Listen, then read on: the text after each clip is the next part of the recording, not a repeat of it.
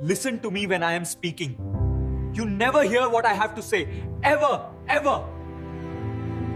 Weak men are loud, not because they are confident, but because they are leaking. They speak too quickly. They explain too much. They react before they understand. And in doing so, they reveal everything. Strong men move differently. They do not rush to be heard. They do not compete for attention. They do not announce intention. They wait. Aristotle once said, "It is the mark of an educated mind to be able to entertain a thought without accepting it." Silence is where that happens. Most men fear silence because silence removes distraction, and without distraction, they are forced to face themselves. That is why they fill every gap with noise. Opinions, jokes, outrage, validation.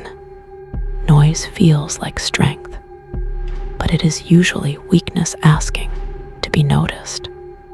A man who cannot sit in silence cannot command himself. Marcus Aurelius understood this deeply. He wrote, "The best way to avenge yourself is not to become like the wrongdoer. Silence is how that is done. When provoked, the undisciplined man reacts. He raises his voice. He defends his ego. He gives the aggressor control. But the disciplined man pauses. And in that pause, power shifts, because silence forces the other person to fill the space. And when people fill silence, they reveal truth, their insecurity, their intention, their weakness. This is why silence is uncomfortable for weak men. It exposes them.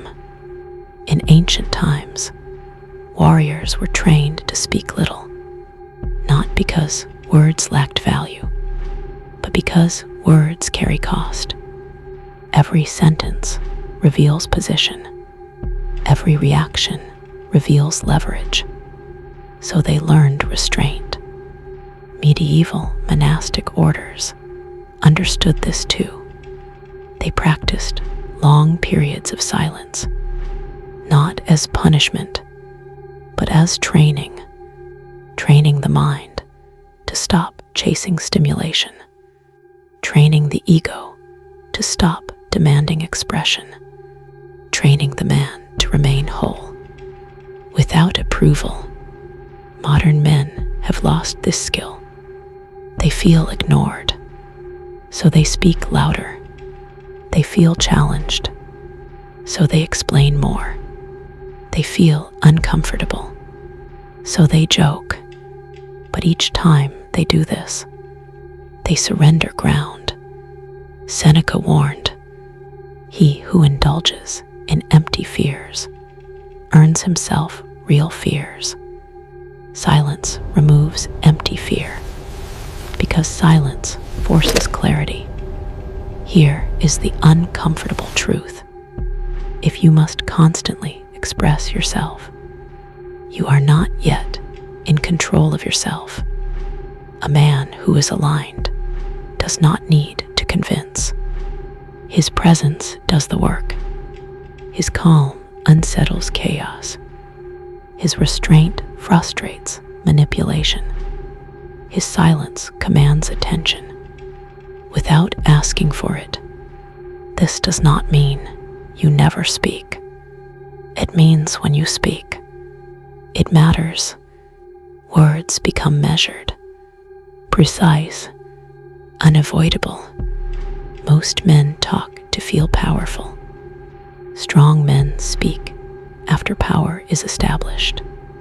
Silence is how that power is built. When insulted, pause. When challenged, pause. When praised, pause. In that pause, ask, does this require my response? Or does my response feed something I should starve? This question alone will separate you. Silence is not avoidance. It is evaluation. It is the space where emotion loses authority and reason regains command. Epictetus said, "We have 2 ears and 1 mouth, so that we can listen twice as much as we speak." Listening is not passive.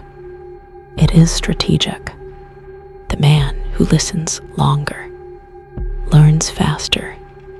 The man who speaks less is underestimated, and the underestimated man has the advantage. This is why silence feels lonely at first, because fewer people can meet you there. But loneliness is not weakness. It is transition. You are leaving noise behind. You are exiting reactivity. You are stepping into command. And once a man becomes comfortable in silence, nothing external can rush him again. He moves on his own timing. He speaks on his own terms.